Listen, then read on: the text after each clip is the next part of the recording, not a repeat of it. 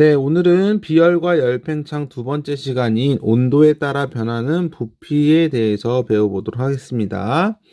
생생 개념 영상 먼저 보고 시작하도록 하겠습니다.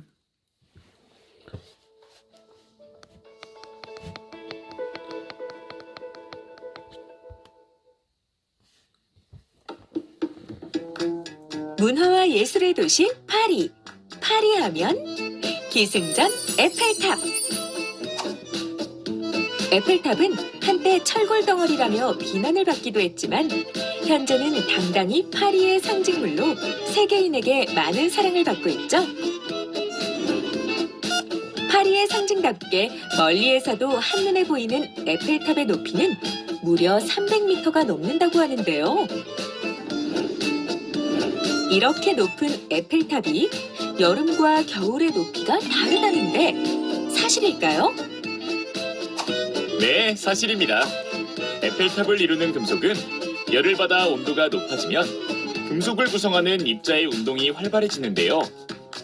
이때 입자 사이의 거리가 멀어지게 되어 입자가 차지하는 부피가 커지므로 금속의 부피가 팽창하게 돼요.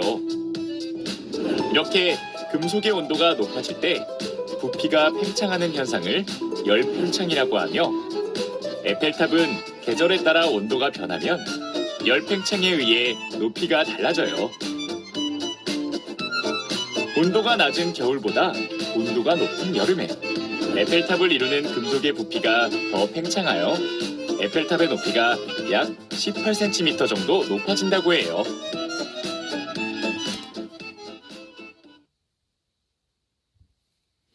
네, 영상 잘 봤나요? 선생님도 엊그저께 같은 한 몇 년 전이었죠? 네, 에펠탑을 가서 직접 봤는데 직접 마주했을 때 좀 엄청난 압도감을 받았던 그런 기억이 납니다. 근데 지금은 뭐 코로나 때문에 볼 수는 없겠죠? 어서 빨리 좀 나아져가지고 또 다시 관광하러 갔으면 좋겠네요. 자, 이런 에펠탑이 높이가 18cm나 높아진대요. 선생님이 겨울에 봤으니까는 여름에 가면 18cm 더 높아지는 그 에펠탑을 볼 수 있을 텐데, 왜 그렇게 되었는지에 대해서 여러분들이 좀 더 자세히 알아보는 시간을 갖도록 하겠습니다. 여기 여러분 교과서 282페이지에 있는 실험인데요. 요 실험 영상도 한번 보도록 할게요. 에탄올과 물을 넣고, 그 색깔은 에탄올은 빨간색, 물은 파란색으로 놓고요. 거기서 이제 뜨거운 물을 부었을 때 그 빨대의 높이, 빨대에 있는 물의 높이가 어떻게 변하는지에 관련된 영상입니다.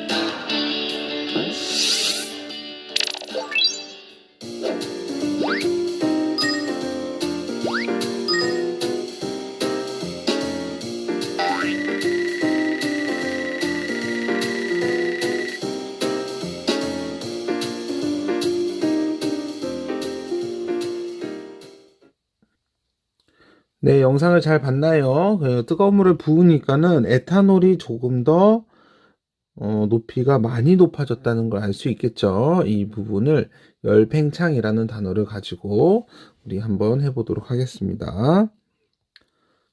노트를 보면서 해보도록 할게요. 자, 오늘 내용은 아주 짧습니다. 여러분들이 이제 일상생활에서 이 열팽창이라는 단어를 쓸 수 있는 정도만 되면 되기 때문에 아주 간단하게 보도록 하겠습니다. 자, 온도에 따라 변하는 부피가 변하는데 온도에 따라서 변하고 있다라는 거. 그리고 네, 이 단어를 열팽창이라는 단어를 써요. 물체가 온도가 높아질 때 부피가 팽창하는 현상을 말하는데 왜 그러냐면 여기 부분이 중요합니다. 왜 그러냐? 물체를 구성하는 입자의 운동이 활발해져 가지고 부피가 팽창한다. 이 부분이 오늘의 핵심입니다. 열팽창이라는 단어. 요 단어만 보면은 다음 뒷부분을 열받아서 팽창한다. 이거는 말할 수 있어요. 이 부분은 말할 수 있는데 왜 팽창하냐 라고 했을 때 입자의 운동이 활발해지기 때문에 팽창한다. 예를 들면 이런 거예요. 풍선에 공기가 담아져 있습니다. 공기가 하나, 둘, 셋, 넷, 5개가 담아져 있는데 이 상태에서 묶어버리면은 외부로부터 입자가 들어오거나 나갈 수가 없잖아요. 그럼 이 5개 입자가 운동을 하고 있을 텐데 지금 화살표의 길이만큼 운동을 해서 이 부피를 유지하고 있다고 봅시다. 근데 여기에다가 온도를 상승시키면은 열팽창을 통해서 입자의 운동이 활발해지게 돼요. 그러면은 이 풍선의 부피가 증가하게 되겠죠. 자, 물도 마찬가지입니다. 액체도 마찬가지예요. 똑같이 4개의 입자입니다. 4개의 입자. 근데 열을 가해주면은 기존보다는 훨씬 더 분자 운동이 활발해져서 물의 높이가 올라가 버렸죠. 그래서 부피가 팽창하는 거. 고체도 마찬가지입니다. 앞에 나온 기체와 액체와 다르게 고체는 입자가 움직일 수 없어요. 이제 고정되어 있긴 하지만 이 입자가 흔들림을 가지고 있습니다. 고체라고 해서 입자 운동을 안 하는 게 아니었죠. 이 입자가 운동을 하는데 지금과 같이 어느 정도의 약한 운동을 하고 있다고 하면 제자리에서 온도가 상승했을 때 열팽창을 통해서 이렇게 활발하게 움직이면 입자와 입자 사이가 멀어지게 됩니다. 그래서 팽창을 하는 것도 고체에서 볼 수 있습니다. 그래서 기체, 액체, 고체 모두 다 열팽창을 하는데 이유는 뭐다? 입자의 운동이 활발해졌기 때문입니다. 여러분들 잠깐 오해하실 수 있는 부분이 있어서 이걸 한번 소개해 드릴게요. 자, 물이라는 입자가 이렇게 있어요. 근데 요거를 온도를 가열해서 기화가 됐다 치면은 엄청나게 큰 1000배 가까이 늘어나는데 수증기로 바뀔 수 있습니다. 이거는 열팽창이 아닙니다. 액체에서 기체로 물질의 상태가 변하는 부분에서는 열팽창이라는 단어를 쓰지 않아요. 자, 여기서 그림을 선생님 얘기로 들었던 게 기체에서 기체, 액체에서 액체, 고체에서 고체, 물질의 상태가 변하진 않죠. 하나의 물질의 상태에서 부피가 팽창하는 것을 열팽창이라고 하는 거니까 그런 부분은 좀 주의해서 알아두시고요. 그 예로는 철로, 즉 기차가 지나갈 때 덜컹 거리잖아요. 그 이유가 뭐냐면 철로를 하나로 쭉 만들었다면은 여름에 팽창을 해서 이 철로가 휘어질 거예요. 근데 철로를 이렇게 빈 공간을 두어서 끼워 놓습니다. 그러면 열차가 지나갈 때 덜컹덜컹 소리가 들리긴 하지만 여름이 되었을 때 이 고체가 팽창을 해서 이렇게 달라붙게 되기 때문에 이 달라붙을 수 있는 부분을 남겨둬야 됩니다. 전깃줄도 마찬가지입니다. 안에 구리선으로 되어 있는 이 전깃줄은 여름에 이렇게 축 처지게 돼요. 이 처지니까는 너무 위험하다. 그래서 팽팽하게 여름에 당겨 놓으면 겨울에는 수축이 돼서 전깃줄이 끊어질 수 있습니다. 그래서 겨울에 수축되는 걸 감안하고 여름에 연결을 해놔야겠죠. 온도계도 마찬가지예요. 여러분들 체온을 재는 온도계, 내부에 있는 액체 물질이 온도가 높을 때는 팽창을 해서 높이 올라갑니다. 그 높이 올라가는 정도에 따라서 뭐 25도, 20도, 15도 이렇게 해서 눈금을 매긴 게 온도계죠. 온도가 낮아지면은 열 팽창을 안 하고 열 수축을 하기 때문에 이렇게 낮아진 상태로 눈금을 가리키게 되죠. 그래서 우리가 눈금을 읽으면 그때 온도를 알 수 있는 게 온도계 원리예요. 열 팽창이 들어가 있는. 자, 그러면 교과서에서 조금 더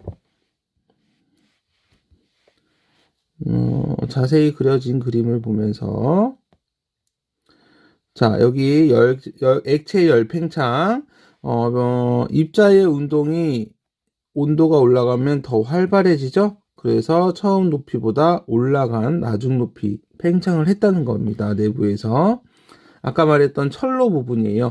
철로 부분에 이렇게 틈새가 있습니다. 이 틈새를 없애버리면은 온도가 높은 여름에는 이 철로가 휘어지게 돼 버려요. 그래서 틈새를 먼저 세워놓고 그 다음에 그 설계를 해야지 여름에는 안전하게 기차가 지나갈 수 있겠습니다. 자, 그러면은 스스로 확인하기 하면서 마무리해 보도록 할게요. 첫 번째, 물체의 온도가 높아질 때 부피가 팽창하는 현상을 열팽창이라고 하죠. 두 번째, 물을 가열할 때 물의 부피가 팽창하는 것은 물 입자의 운동이 활발해지기 때문입니다. 자, 3번. 그림과 같이 둥근 금속 고리에 꽉 끼어 들어가지 않던 금속공이 있다. 이때 둥근 금속 고리를 가열하면 금속공이 둥근 금속 고리를 통과한다. 그 까닭을 설명하시오. 밖에 있는 고리를 가열하게 되면요, 여러분들이 오해를 할 수 있는 부분이 한 부분이 있습니다. 요거를 가열했을 때 어떤 친구들은 이렇게 생각할 수도 있어요. 바깥은 그대로고 팽창을 해서 이렇게 구멍이 작아진다 라고 생각하는 친구도 있는데요. 실제적으로는 바깥이 이렇게 커지고 이렇게 넓어지게 되는 겁니다. 그래서 요건 아니고요. 이렇게 되기 때문에 통과하지 않았던 금속공이 지나갈 수 있게 되는 겁니다. 그래서 열팽창을 가지고 여러분들이 설명을 했고요.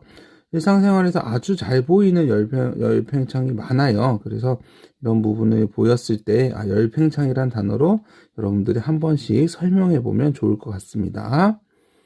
네, 오늘 수업 이렇게 마무리하도록 하겠습니다.